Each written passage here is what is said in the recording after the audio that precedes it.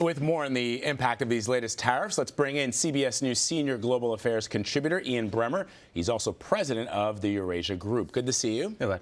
So walk us through this trade war, if it is even a trade war, and what kind of impact it could have on the U.S. Well, it's not a trade war, but the Chinese have warned the United States they would respond with tariffs, two tariffs.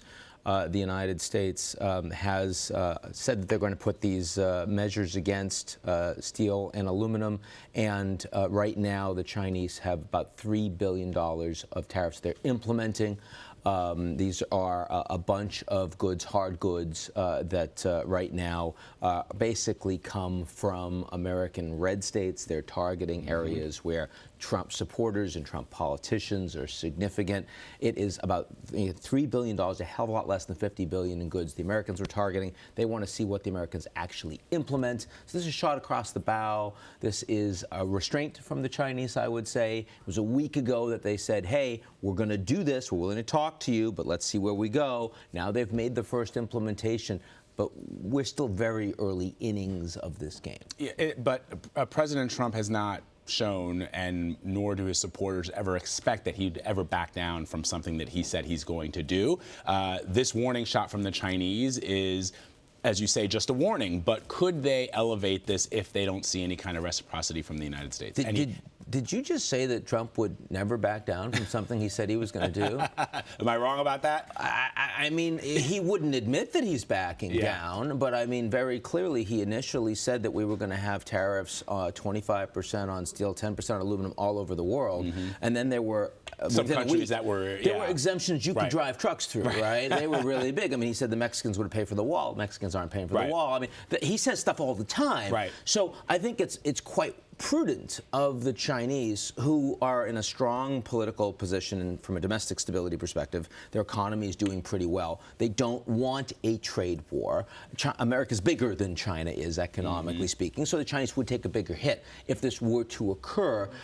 They're waiting to see how much of what Trump said is an opening negotiation ploy. And by the way, it's not like Trump's opening negotiation ploys never work. He just got a deal agreed with the South Koreans, his first bilateral trade deal that is close to conclusion, which is a better deal for the Americans than we've had under previous administrations, for truck drivers, for pharmaceutical companies, on currency. That's significant, and he did that in part because America's bigger, but also in part because he was willing to stick it to the South Koreans. And so the point is that China's a lot bigger, and a trade war would hurt both the Americans and the Chinese a lot more.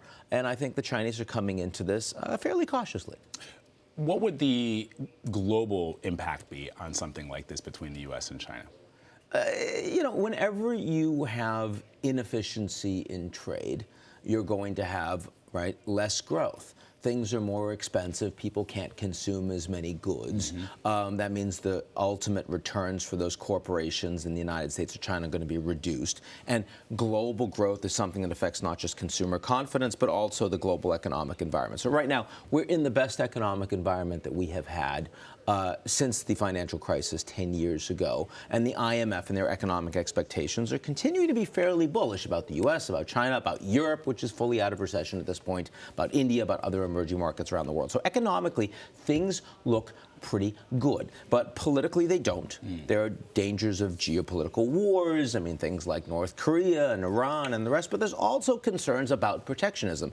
And if we were to enter a protectionist frenzy, if Trump were to implement on everything he has actually said, and then other countries around the world were to retaliate in kind, then you would see a marked deterioration of economic growth. We are not there for the reasons that we've discussed. And finally, you mentioned North Korea. What kind of impact are these warning shots going to have on any kind of negotiations the United States is attempting to do with North Korea, given that the Chinese are such a major part of those talks? Well, it's interesting that Trump actually has said many occasions that his economic relationship with China would be linked to Chinese cooperation on North Korea. And he's gone out of his way to say the Chinese have actually been cooperative with the U.S. They've squeezed the North Koreans an awful lot more.